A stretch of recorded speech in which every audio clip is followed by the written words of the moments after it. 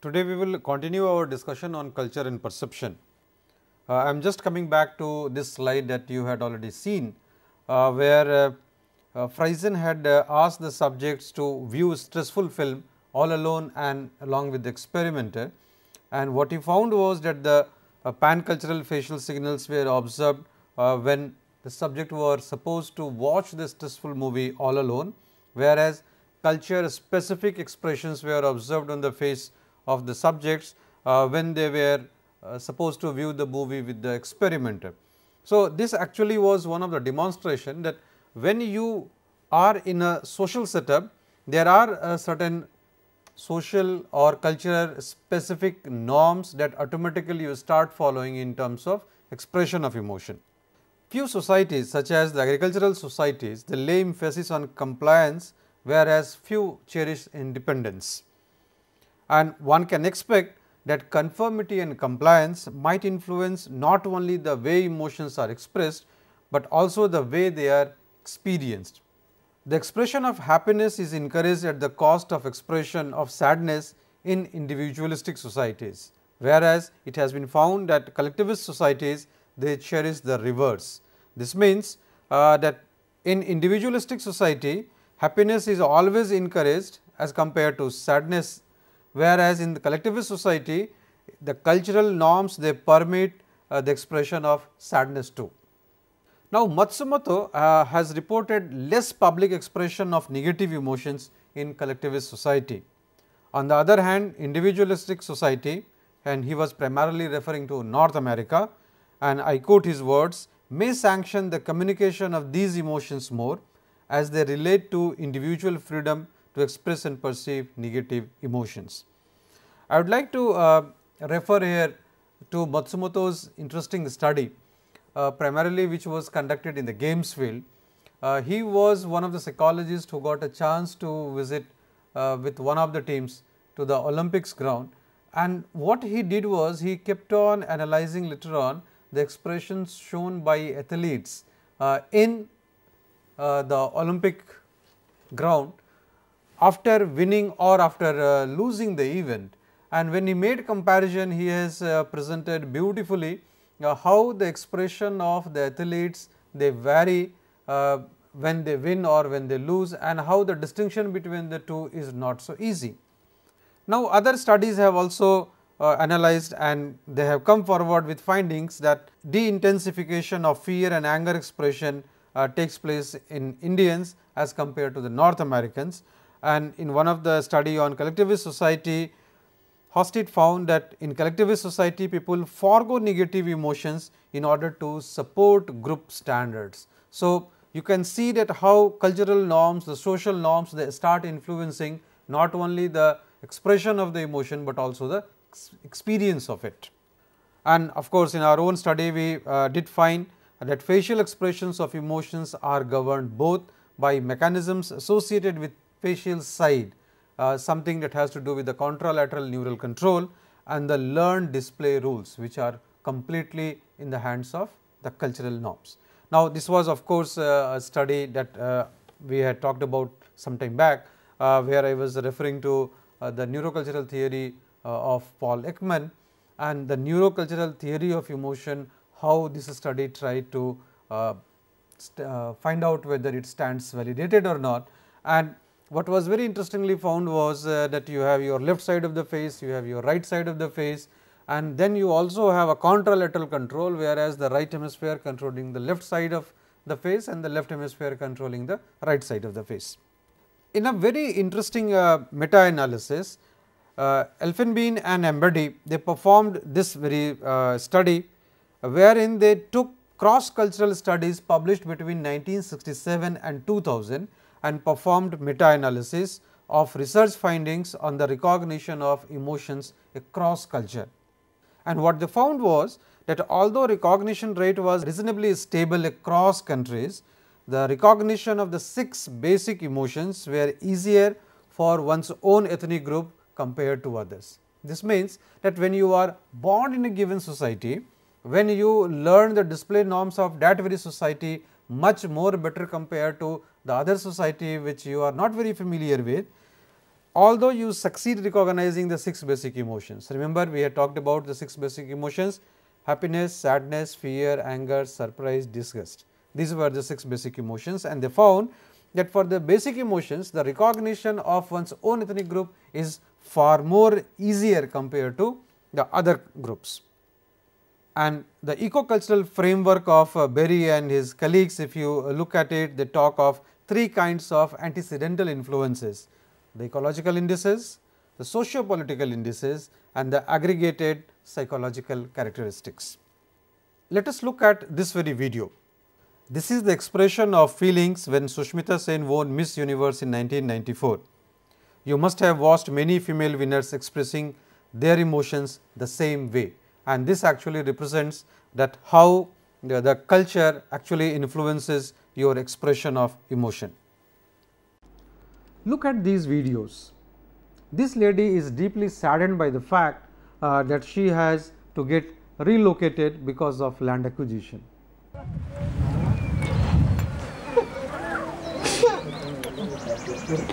तो हमें बाहर ना निकल सकता तो पुलिस आई એટલે हमने बूम पाड़ के पानी आ गई उन्हें नकलो नकलो हम तो हमें बाहर नते निकलता अरे लोग आવીને પછી हमने जबरदस्ती बाहर निकाला तो पैसे में निकल तो हमारे पहला विस्तार थी जब निकले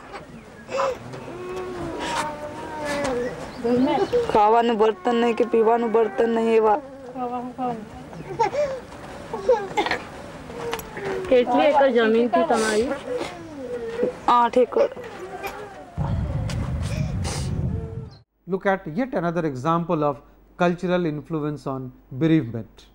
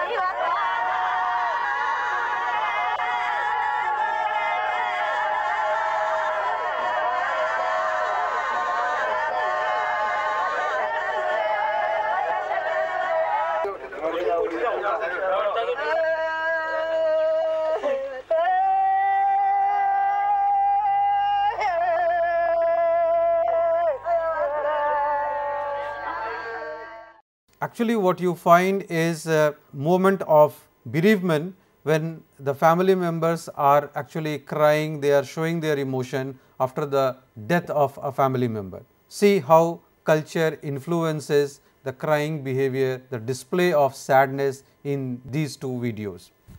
In 1980, Buck came forward with the facial feedback hypothesis, which lay emphasis on the feedback received from the facial muscles in the subject experiencing the emotion. So, when you look at the subjective experience of emotion, the facial feedback hypothesis primarily said that fine one also has to do with the feedback that is received from the facial muscles. Later on, in a very interesting study, Lanzetta et al., they asked the participants to hide or intensely pose pain while they receive shock. So, shocks were given to the subjects and they were instructed that either you have to hide your pain or you have to intensify your pain, and what was observed was that there was a decreased skin conductance and subjective rating of pain in those who tried to hide it. So, when the subjects were supposed to hide the pain, the subjective rating of the pain went down, and at the same time the skin conductance also went down. Whereas, in the case where they were supposed to intensify this, it was realized that the subjective measure of the pain and the intensity of the pain that they were actually posing also led to increase in the skin conductance. This primarily means that skin conductance that has to do with the autonomic nervous system gets influenced by how actually you try to manipulate things. So, simply based on instruction, you are told that you have to hide your emotion. The moment you do so, the skin conductance also decreases, whereas in the other case, when you are supposed to intensify the pain experience, the skin conductance also goes up. Now, look at this face. This is a neutral face, but to understand what goes beneath the skin, let us look at this very keenly. Now, gradually you are looking at the muscles behind the face.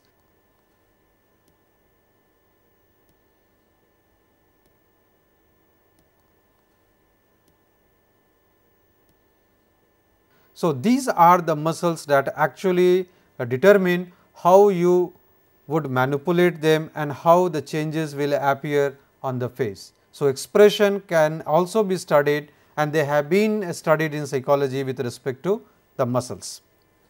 In 1992, Ekman asked the participants not to pose emotions, but to follow muscle instruction to produce universal facial expression. Now, right in the beginning of our discussion on emotion, we had talked about the universality of facial expressions, those expressions which are common across cultures. And this time what Ekman actually asked the participants, that instead of posing an emotion, remember we have also made a distinction between the spontaneous expression of emotions and the posed emotions. Now, here instead of just hearing that fine you have to pose for emotion X, say like pose happiness or say express anger on your face, instead of doing that, the participants were asked that you have to follow the instruction with respect to muscle movement. And what he found was that the voluntary performance of certain facial muscular actions generated involuntary changes in autonomic nervous system activity. So, primarily what he was actually trying to expose is that fine you have the autonomic nervous system function, and when you are following instructions to manipulate your facial expressions, you have to do is that you simply generate certain changes in the muscles, and in turn it will generate involuntary changes in your ANS. The changes in ANS activity may be unique to the specific task rather than specific to emotion, and any connection between expression and physiological change could be learned and not hardwired. And this primarily means that fine the way you manipulate your muscles to express emotion on your face, these could also have impact of learning, that you have actually learned how to move it. The musculature analysis of face reveals that the left side of the face is more intense in exhibiting emotional expressions. And of course, we have discussed studied that this has also been observed in by behavioral measures. You remember when we were talking study, we said that you have your left side of the face, you have your right side of your face, and left side of the face is actually considered to be the personal face, whereas the right face is considered to be the social face. And this primarily has to do with which hemisphere of the brain processes what type of information and in what strategy is followed in doing so.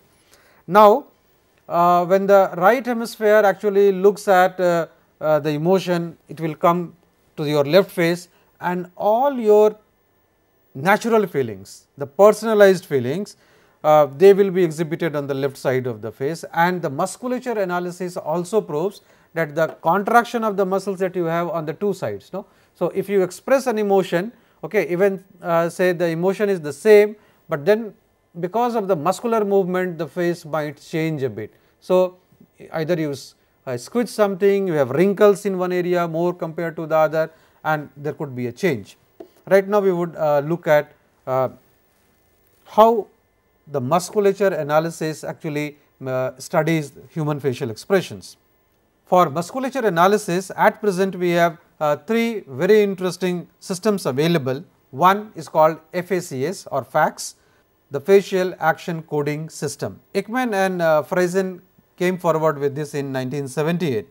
Now, in fact, actually you have an option.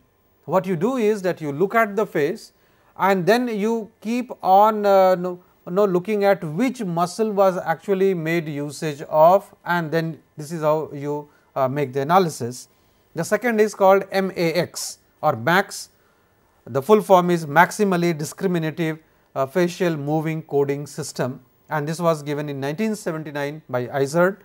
And then FIAT is another interesting system that was given by Kasser and Worrell in 2001, and this is called facial expression analysis tool. This is actually a tool which automatically measure facial expression using the FACS expert system. Look at this face. Usually in our natural interaction with the society, we see such type of expressions. So, this is the face. What FACS will help you to look at is fine, you are looking at inner brow raiser. The eyebrows have been raised and actually you have the corresponding muscle that actually does it, the frontalis and the pars medialis. These are the muscles which actually goes for raising the brow, the inner brow. Look at this expression. You have an intense expression on the face, and then actually the eyebrows are raised in the outward direction. In the previous case we had seen this example, but then the eyebrows were not pulled very high. In the other case, in this case you find that the eyebrows have been pulled very high, and you find that the frontalis and the pars lateralis are the muscles actually. These are the muscles that actually help you pull your eyebrows and raise it. Look at this expression now. The brow has been lowered now, and you have two specific types of muscles actually which actually helps you lower your eyebrows. Look at this expression now, and you have the upper lid raiser, another emotion here, and you see that the cheek raiser is there. Now, the cheek has been raised, you are squeezing the muscles, your cheeks, and here you have the lid tightener, you tighten the lid. Look at this face, and here you find you have wrinkles on the nose, and this nose wrinklers is actually because of one of the levator muscles. See the changes on the face now.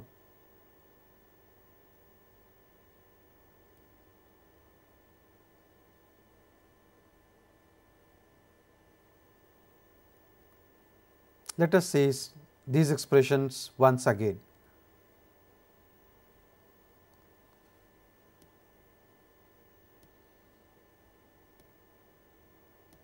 And you find that actually when you look at the segments, selected segments in these four images that you saw right now, you have the upper lip raiser, you have the nasolabial deepener, you have the lip corner puller, and you have the cheek puffer. And depending on how you actually move these muscles, the expressions on the face also changes. Now, you have to exclusively look at the areas around the lip.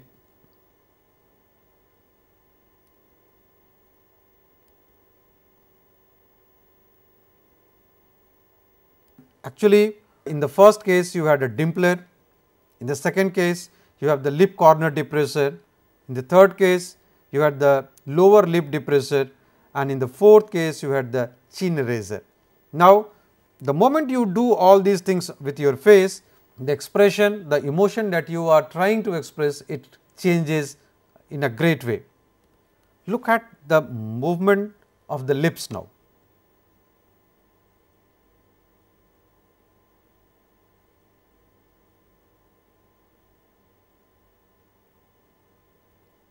Here you have the lip puckerer, the lip stretcherer, the lip funneler, and the lip tightener, and it is basically all these actions have to do with the lips, but then what you are trying to express and what is the intensity of the expression that changes. Look at these changes now. This is how gradually it has changed. The lips are tightened here, it opens a bit, little more, much more, and then you find that you have a lip presser in the first case, lips apart in the second case, jaw drop in the third case, and the mouth stretch in the fourth case, and different set of muscles are once again involved here. Now, with the help of these facial muscles, what psychologists are trying to actually find out are that there are certain hardcore muscular contraction behind these facial expressions. And as we have discussed here, that in the experiment, when the subjects were asked that fine, you have to just follow the instruction for manipulating the muscles and not expression of emotion, even in those cases the skin conductance had changed. So, these are interesting studies in psychology, and what we found that in the contemporary world, even the allied areas have also got influenced, and I like to share with you one of the beautiful research on humanoid robots, where Takanashi lab in Japan, they have tried mapping the emotion in the humanoid robots, and I must tell you once again that these emotional expressions in the humanoid robots are once again based on the facial control that Paul Ekman gave, the FACS, facial action coding system. Ekman's proposition has also influenced those working in the area of robots facial control. Look at these interesting outcomes from the Takanashi lab, Japan.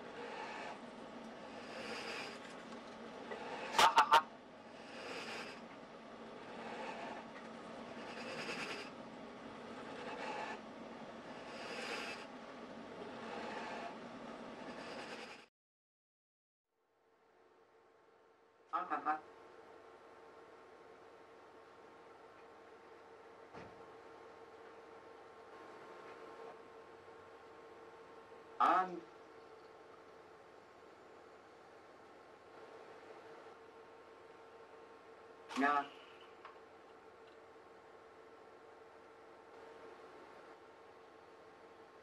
Hmm.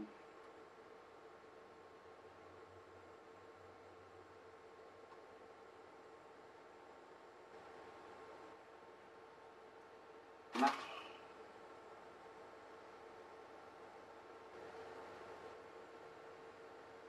Skis.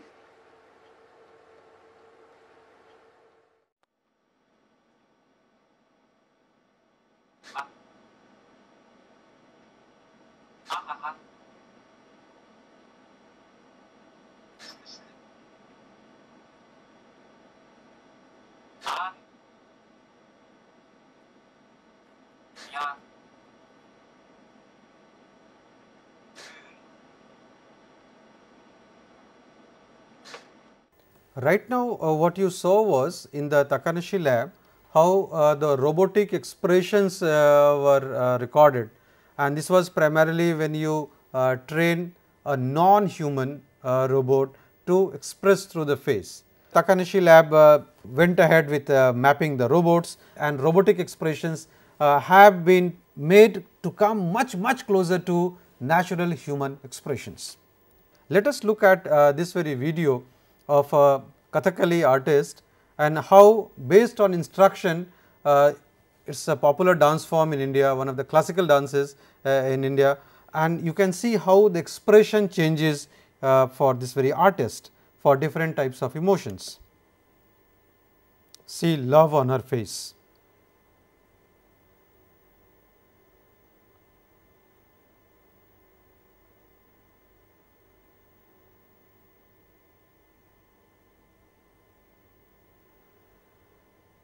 Valuer,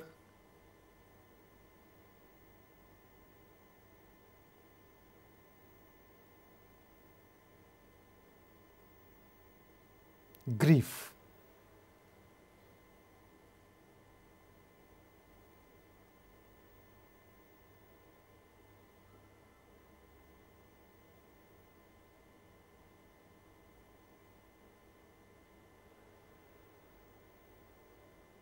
humor,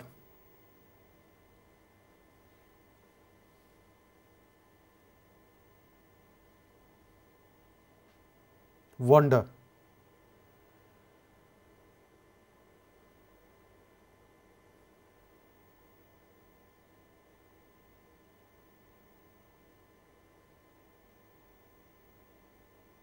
Fear.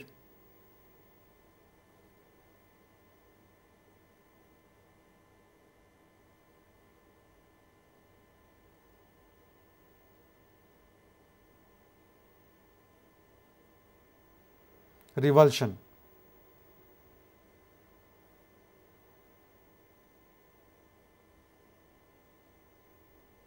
Anger.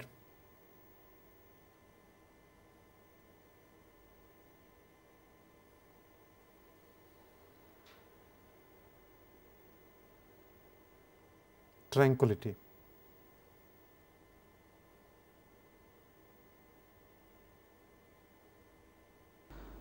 Let's see the expression in this stage performance of Kathakali.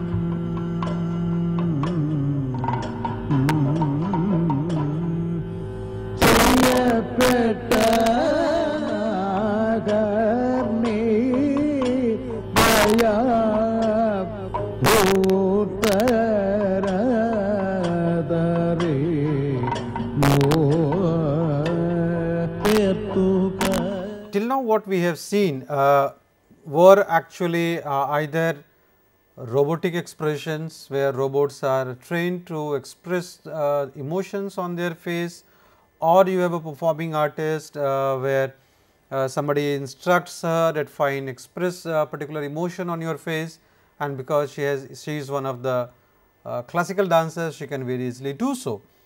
Now let us look at the facial expressions in real life situations. Look at these two images.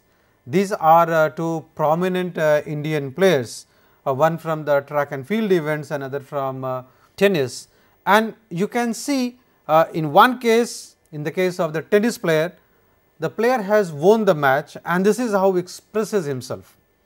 In the other case, the track and field athlete is actually performing, and this is mid-air picture when she is moving towards the end point. Look at these two moments. Now, these are events where you perform and then intense expression comes on your face. Look at this man, completely mesmerized of his achievement in the Olympics, and many of you must have seen this image, one of the popular image wherein this tailor actually he expresses intense expression on his face because he was facing a violent mob in a communal riot. Now, all these images, whether it is from communal riot, it is from the track and field event, it is from a sports event, before performance, during performance, after you win, after you lose, you can see intense expression on the human face. And of course, when you look at the intensity of the expression, actually you are also looking at particular muscles. The musculature analysis that we discussed right now, where either you have cheek puffer, you have manipulation in the orbicularis ori muscle, where you twist your lip up and down, you close your mouth, you tighten your lip, you open your mouth and different type of expression comes, and then the intensity is added to the expression. Now, look at these expressions. These are posed expressions. These students were supposed to actually represent something, one thing in action as well as on the face, and later on we will see how the experts in typography, how they make usage of these expressions even to represent through typed letters. But before that, because we have discussed culture and emotion, right now let us talk of the other psychological variables that influences emotion, and in that context we will come to motivation and emotion. Earlier researchers assumed that emotional states were essentially motivational states, and if you look at old studies, Darwin 1872, Lund 1939 or McDougall in 1908, primarily the distinction between emotional and motivational states were not very distinct. Tomkin described emotions in 1962 as the basic wants and don't wants of the human being, and I quote once again Sylvia and Brehm in 2001 that people do not need to learn to like the experience of happiness or dislike the feelings of distress and shame. Emotions are inherently rewarding and punishing. So, actually what people were trying to actually say is that you have certain rewards that you get, you have certain punishments that you get, and based on whether the feedback that you are receiving, the reward and the punishment, the feedback that you receive, whether it is positive or negative, that will gradually determine whether you will develop liking for something or dislike for something. And therefore, something like happiness, something like distress, something like shame, they are all inherently either rewarding or punishing. So, basically what they are trying to do is they are trying to link motivation and emotion. Ekman in 1982 studied the Dani and the Ford people of Papua New Guinea and found that the Dani people had difficulty differentiating expressions of anger and disgust, whereas the Fords confused between surprise and fear. Now, this is very interesting. We had referred to this very study some time back also when we were primarily looking at the basic emotions and trying to look at the universality of facial expressions. Now, Ekman from his same data, from the same study, what he interestingly found was that the Dani tribe people, they had difficulty making a distinction between anger and disgust, whereas Fords tribe people, they had confusion between surprise and fear. Now, the possible reason for this confusion could be the similarity between these emotions in terms of arousal.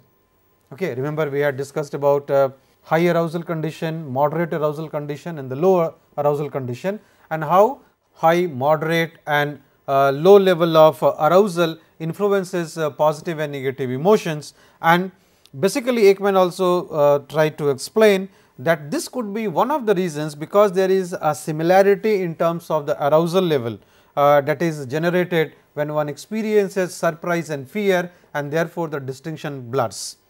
And similarly, anger and disgust, the arousal level probably are very close to each other, and therefore the distinction between the two also gets blurred here.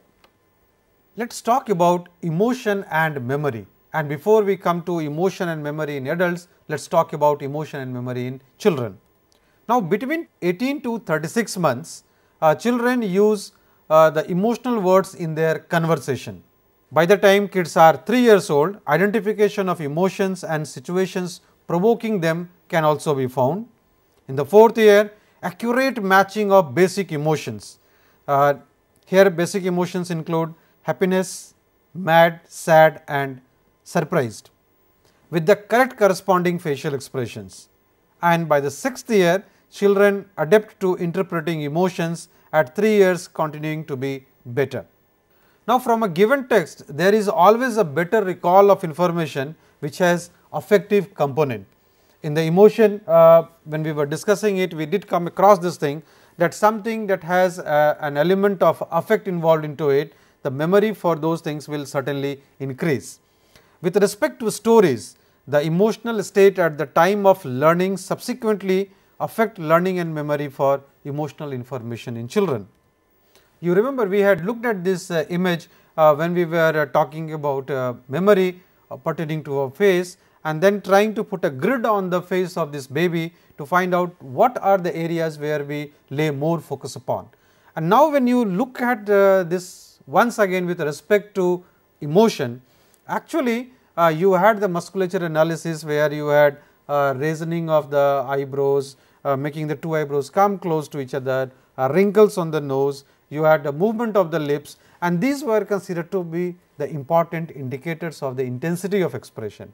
And now when you look at those important areas where a viewer focuses while trying to recollect the emotion of the individual, here you see that these are the primary things, the glow areas here are the primary areas for which one will have a better memory. Children between 2 years, 6 months and 6 years of age, they have better recall of episodes laden with 4 emotions: happiness, sadness, fear and anger. And therefore, when you ask them to retrieve certain experiences, what you realize is that those episodes which have the element of happiness, and stronger the happiness, the better the recall, sadness, fear and anger. So, when the father was extremely angry, the child will remember it. When the mother was very happy, the sibling was sad, or the child was afraid of something, scared of something. Now, these episodes will always have better memory, simply because it is laden with these 4 basic emotions. The memory for factual information in children is pretty good. The emotional nature of information enhances this recall. So, once you have the facts at place, and when you have emotions attached to it, affect attached to those factual information, the memory for those emotionally laden situation will increase. And this could be because of the value one gives to it, especially in terms of goal states and goal resolutions.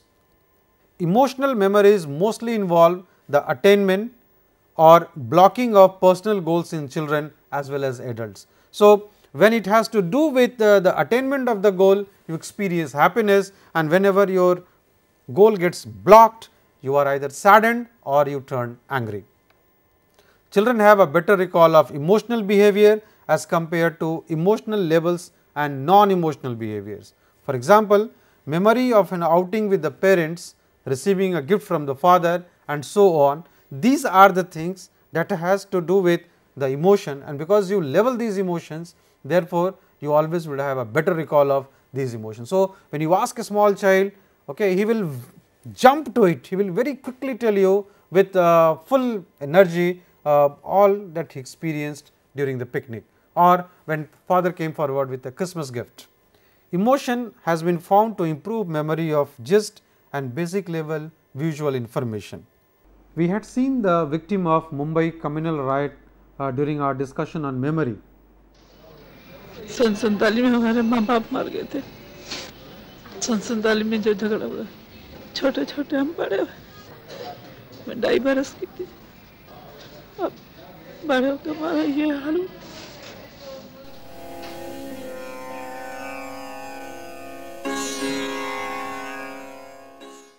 We had also seen this video of emotional recall. When I look at these pictures, I feel so hopelessly sad. To make these pictures is very difficult.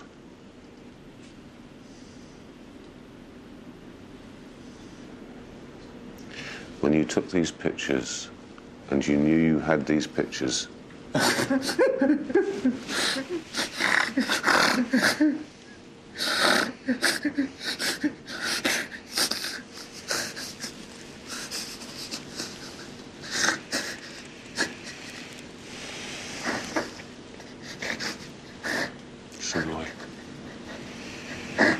Sunlight.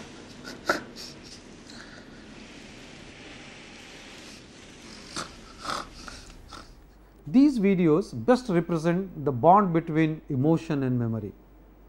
The sick lady could recollect a 45-year-old traumatic experience when she was just 2.5 years old. The event was full of bloodshed.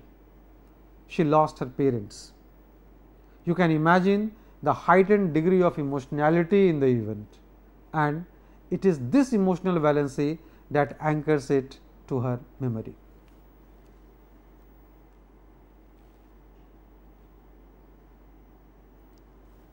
In the second case, the suffering of the war, the saga of human tragedy gets reactivated by looking at photographs. Once again, it is the emotional valency that ensures that the event lives forever. We have talked about several concepts at length, and this is time for us to recapitulate.